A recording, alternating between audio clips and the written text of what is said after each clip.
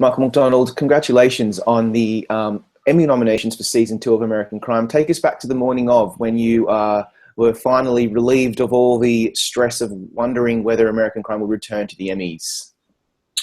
Well, this year was much different. Last year I was on a plane when it happened. So I got off and my texts were blowing up. And as I was landing, I was like, oh, I guess this must be something positive.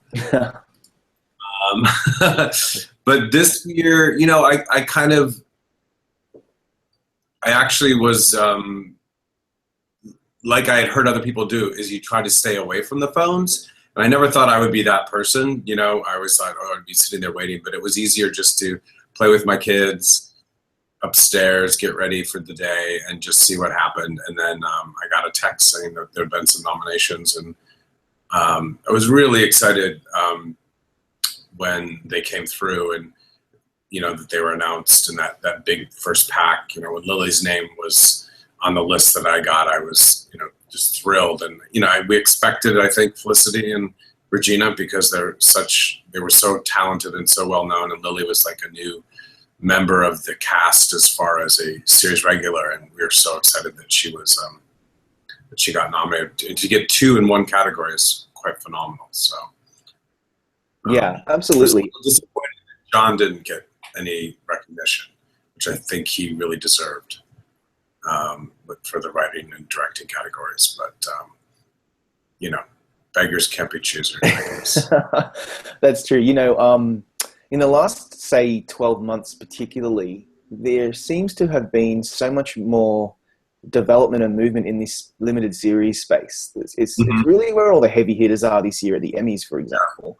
And you guys were ahead of that game, because when American Crime first premiered, limited series were really becoming quite hot, but not as hot as they are now. And so you've got some really serious competition in those categories, and that's probably why, you know, there was a couple of really deserving people from your cast and crew who were unfortunately overlooked. But what do you think about the way that television is adapting to this new, not new format, I should say, an old format that's really come back to become the most critically acclaimed? Well, it's an old format, and it's also a format that has been producing great television very, very recently in the UK. And I think that the American broadcast and cable world has been adapting to how well they do it. And I think part of it is you can attract writers and directors, and particularly actors, to come and do these limited series. They can come and do 6 episodes. They can come and do 8 episodes, and without locking into a 6-year contract, they can come and they can come back, and as they do in our show. And you know, Ryan Murphy's done it very well with American Horror Story, and with bringing back in these anthological aspects. But it's really about attracting great talent, and if you give great talent the space to do it, you know, I think they're willing to come and do it. Writers, directors, and actors. And our broadcast and cable world is starting to reflect that. I think we're just a tiny bit ahead of the curve, but not by much. Absolutely. You know, when we spoke last year, it was around this time last year, you teased what we were going to expect for season 2. Obviously, now we've seen what the result was, and it was a pretty phenomenal season. I think, in fact, it was probably even more acclaimed than the first season, which was really hard to believe, given the first season was such a breakthrough for so many of you. Why did you decide to take this to that particular, these subject matters? We're looking at, you know, prejudice against gays and lesbians, looking at campus sexual assault and masculinity. There's a whole bunch of really interesting themes that you wanted to explore. Why was that? What was it about those that you wanted to have a look at them? Well, you know, the way that we kind of build the show is we take a central event and we kind of, it spider webs out and starts consuming other areas. And truly one of the areas that we just started looking at was education in America, and and John comes from a family of educators, and has his own kids in school, and look at the disparity in the education. And then we started just talking about that, and then we realized that there was a lot of this, the examination of like rape and sexual assault on campuses. And as we were looking at that, we started realizing there was a lot out there, but there wasn't a lot that talking about, men and what they went through. And at the same time, we found that for some reason these sexual assaults seemed to revolve around sports. And how did that play in? And what was that a reflection of in these hyper-masculine worlds of sports and the armed services and boarding schools? And that's where they seem to be, these sexual assaults between men. And what are those? Why is that? And to examine that, and is it because of isolation, or is it because sex is used as a domination? And it just started growing as we started exploring it, and we just felt like that was something that hadn't really been discussed or talked about in a larger format like we had available to us. And we were so shocked or surprised or enthused, all in one word, if I could find a word that would encapsulate that ABC was willing to go along with that, Yeah.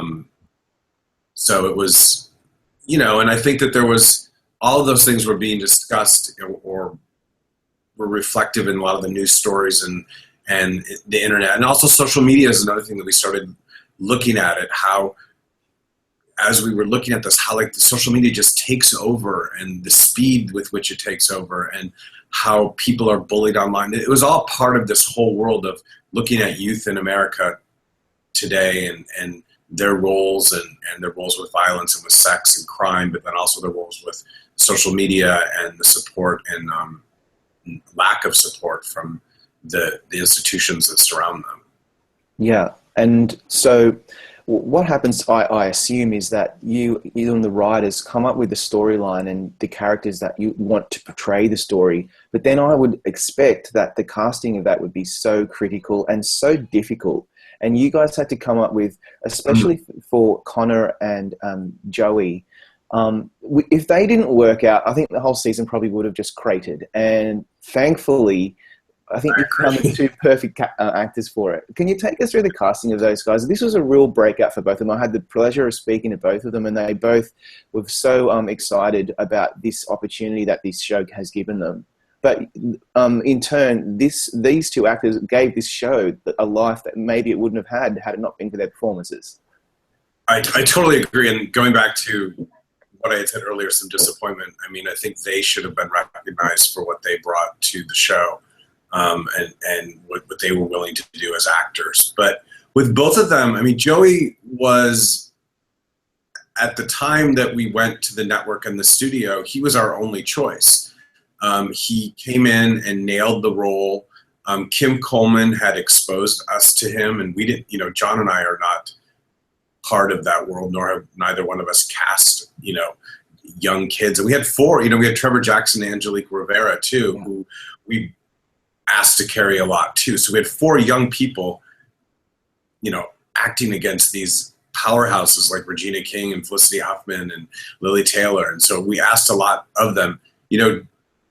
We were meticulous in that, and I would say I really give a lot of credit to Kim Coleman. She looked everywhere and looked across the spectrum. And we had Angelique, who herself was just working at the Strike Bowling Alley and had just come here from Florida. But going to Joey and Connor, Joey was just, I had never heard of him. I know he'd been on an MTV show and had some exposure with some of the Disney films and stuff, but he just came in and embodied this kid. And there was something,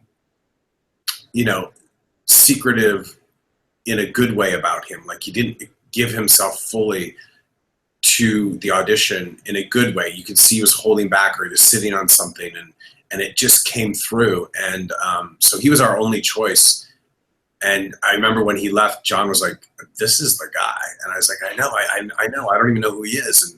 And I think we were just blown away by him. And then with Connor, that was a really hard role to ask of anyone. And a lot of people auditioned. We brought in a lot of people, and we brought in probably 4 or 5 guys from as far away as Australia and Connor himself had sent us the tape. He really wanted this role.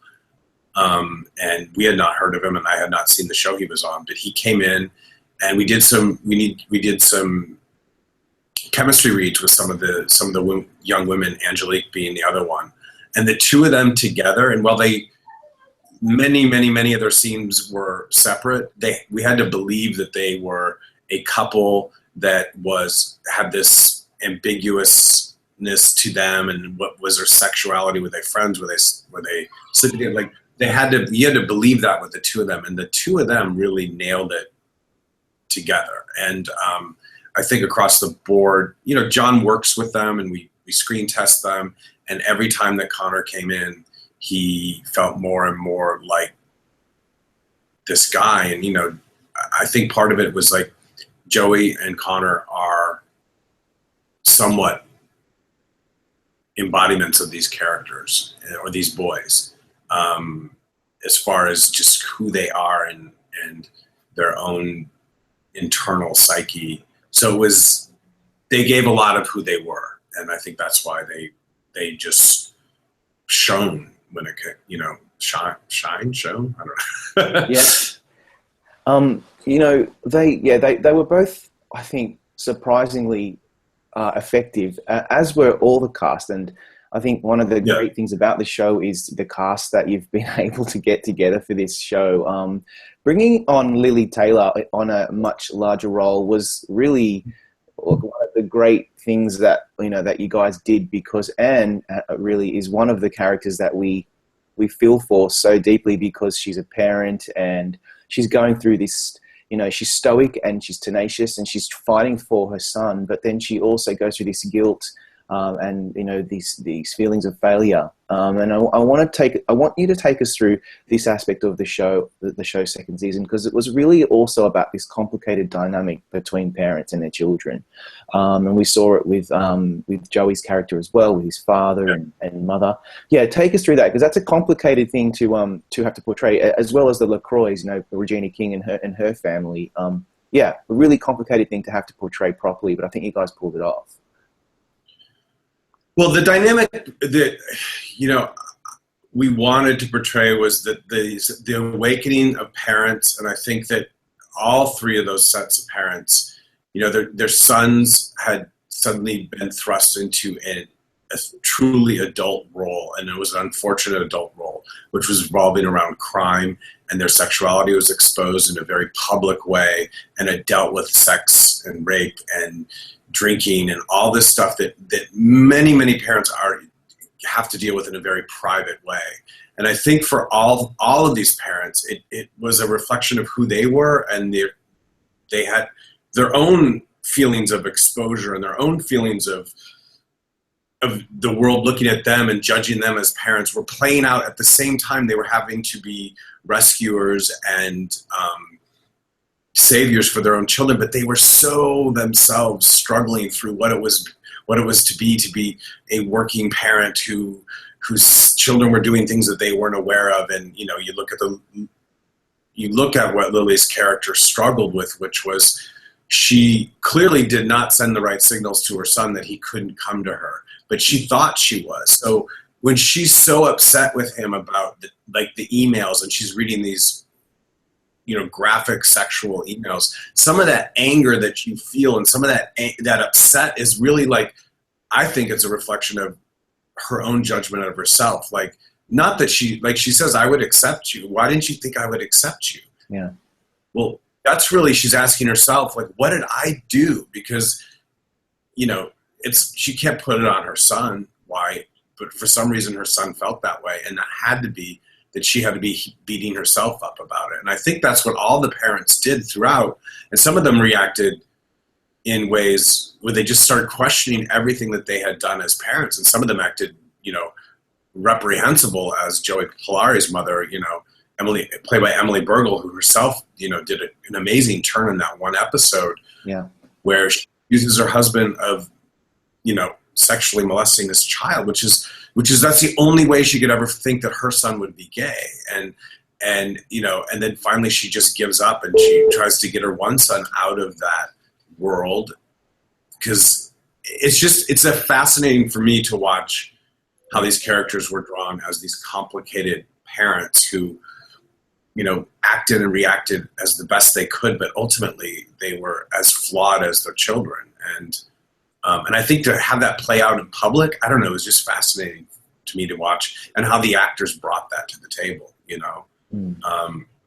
And they were all parents, so that to some degree themselves, and brought that, you know. I know that Andre and Regina spent a lot of time talking about what it was like to be the wealthy Black parents of a young teenage boy, because they both have raised a young man as single parents, and what that was like and how that came about in the roles. But you know, I think as parents, one of the things that every parent struggles with is, how do you prepare your children to become adults and navigate the world? And I think these parents, you know, realized that they didn't do it right. They did something wrong themselves, because these children, as young adults, found themselves in this horrific experience that they themselves put them, these boys themselves put themselves into. Yeah, absolutely. And you know, you've touched on this before, especially for last season, when, you know, that season was about racism and violence and the criminal justice system and other areas. This is more about, you know, rape and sex and sexual violence, and some really interesting but really topical and also kind of risky areas. And I'm just amazed that the network allowed you guys to go this far. And I was wondering if you ever did get any pushback, though, about anything in particular, or whether you were kind of given that free rein to just to go where you wanted to go. I think that we had more conversations throughout the year about, with, you know, standards and practices about what we could and could not say. I think the creative forces that were at the network helped us navigate that. I think that it was a shock to the system of some of the things that we were doing. We didn't show anything, and I think that's, I don't think John or I ever want to. I think that there's nothing, you don't need to gratuitously show violence or sex. You know, even the shooting of the young boy, you don't, when Connor shoots the young boy at the school, you don't even see it. I think that we've always felt that the ramifications of all of that is as violent and as awful as what actually seeing it. So, but as far as talking about sex and using some sexual language, and, you know, I mean, the scene where Joey Polari gets in the car with the guy, and it's a, you know, and there's a manual hand job, basically. That was a lot of conversations about what it was, and what we kept pushing is, like, it has to be, you have to imply what, we're not showing it, you have to imply it, otherwise you don't know what it is. Yeah. And, you know, there was conversations about what his face looked like and whether it was an orgasm face. And, well, that's what it was. That's what we're trying to do, but we're not showing it.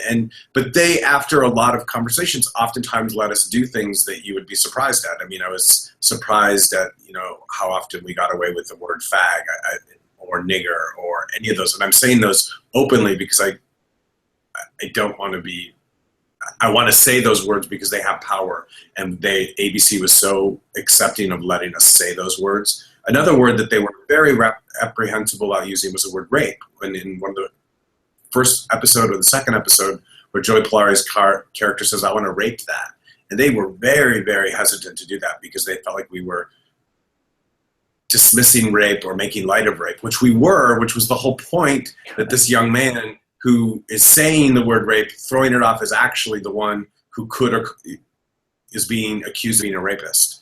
And that culture of that rape is so unimportant or has so no weight, you throw it around the locker room. And as a word, as a euphemism for just, I want to have sex with somebody, is I want to rape that bitch. And that was a lot of conversation. And luckily the creative team of, you know, Marianne Wolf and Vicky and Channing and all those people stuck by us and really fought on our side. So we had a lot of allies in it. And I don't think the show would have been as powerfully accepted if we had used that language.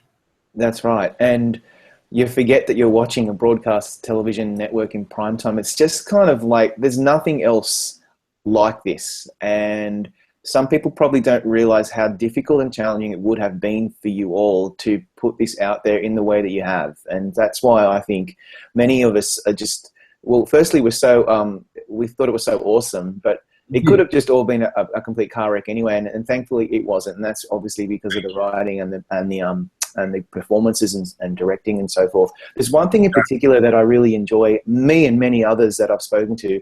It's this American crime style of breaking with the traditional way in which shows are filmed and edited. So there's a lot of close-ups. We don't necessarily look at the person who's acting. We look at the person who's reacting. And there's all the listening and there's all that stuff. Take us through that, because that's really important to getting into this show. It's really important, and I think it's a reflection of how we experience life. And we use the word experiential frequently in many of the things that we talk about, the way it's shot, the way it's acted, but that's partially what it is. It's when you're in a conversation, you're in an intensive conversation, you look at the person that's talking, or you may not even be looking at that person. You may be looking at the other person, or you're not cutting back and forth like you see on traditional television. And some of the things that the broadcast networks ask you is they kind of dumb down the audience. They say, well, you have to be on their lips to know what they're saying. You have to be on their face to hear what they're saying. And I don't think that's not how you experience life. You can be in a room with 5 people and you never even look at the person who's talking because you're looking at somebody else. And oftentimes the person that's silent is the one that's going on the emotional journey. And that's why sometimes, characters like police officers or lawyers or counselors you never even see them, because it's really about the experience of that one actor and that one character and what they're going through in the scene. And that's the power of the scene. And I think that there's a system that is in place that and I'm not sure how or when it happened, but it is part of the pattern that network executives, and therefore they believe the audience is comfortable. And I think the audience is comfortable in it, in that it's cutting back and forth, wide, medium, close up, back and forth, follow the dialogue. Mm-hmm. And we just don't do that. And I think I credit John for all of that, how he designed the show from the beginning. That pattern is not it shouldn't be a one size fits all, but unfortunately on network television, I think the streaming places and cable are much more comfortable in doing different ways. But in network television, that is sort of the rule that you have to follow. And it's unfortunate because I think it hurts shows at times. Yeah. Particularly emotional scenes, to be cutting around like that, and that pace is so frenetic. Yeah, exactly. And well, it absolutely works for you guys and for this show. And hopefully we get to see more of it. And speaking of, we know that some of the cast have signed on for season 3. Last year when I spoke to you, you were able to tease what we were to expect very, very briefly. I don't know how much you can tell us this time for season 3, but if you're just able to just tell us everything, that would be fantastic. I could tell you everything, but I think we're trying to tease, not just because I think it's still in. We want to have the ability to make shifts, dynamic shifts, like we did last year. Mm-hmm. One of the shifts that we made last year was, I think John's talked with us publicly. It was originally a female rape victim, and we made that shift. Now we made the shift in the writing stages, but fairly deep into the development process. And so anyway, so for this year, I just got back from North Carolina with Julie Ebert, who's one of our executive producers this year, who was a co-EP last year, and our production designer and one of our producers, to be scouting and one of the things that we were scouting is some of the farms and the agricultural industry. And what we really want to look at is this, I call it the invisible economy of how many people in this world in America are living in as close to modern day slavery as, and it's shocking, but there's a when you're barely making enough money to live, and then you're indebted to either your own bosses or or the banks or what have you, that you are not surviving. And there's this huge disparity in wealth. And we were looking at the agricultural industry. We're looking at some of the service industry, some of the people at the very, very bottom of the economic spectrum. They're living in terrible conditions that are no better than they were, 100 years ago.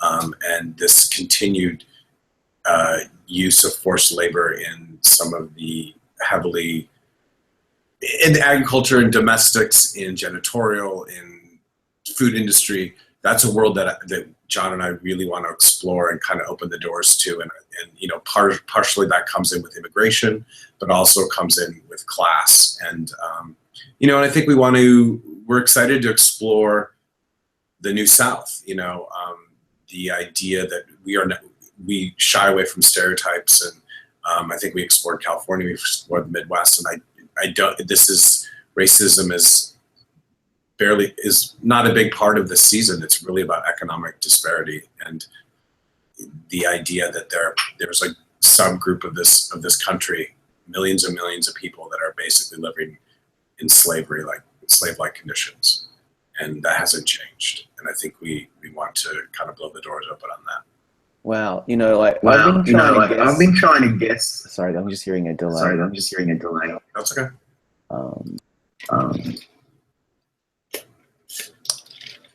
Okay. It's still there. Sorry. We're just going to have to ignore that. I'm going to edit this out later. So it's gone. Okay, great. I think that I've been trying to guess for the last few months, okay, what on earth will they tackle for season 3? Because it'll be something that would never have occurred to me. And you just completely, you've confirmed that. It's not something that I really ever thought we would ever see. And I think that's going to be really fascinating. We're really looking forward to that, mate. It's going to be very, very cool to see that on television next year and see how you tackle it in a very unusual and different way that we would expect to see from the American crime team. Look, we wish you guys all the best at the Emmys. We've got Lily, Felicity up for Emmys, as well as Regina. She could win again after winning last year in that really exciting win for American Crime.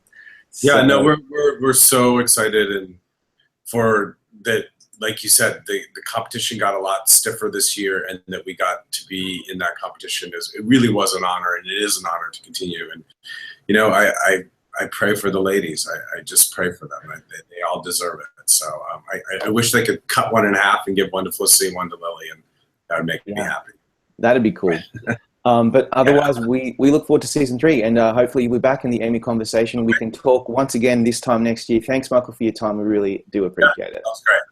All right. Thank you. Have a good night. Good day. Okay.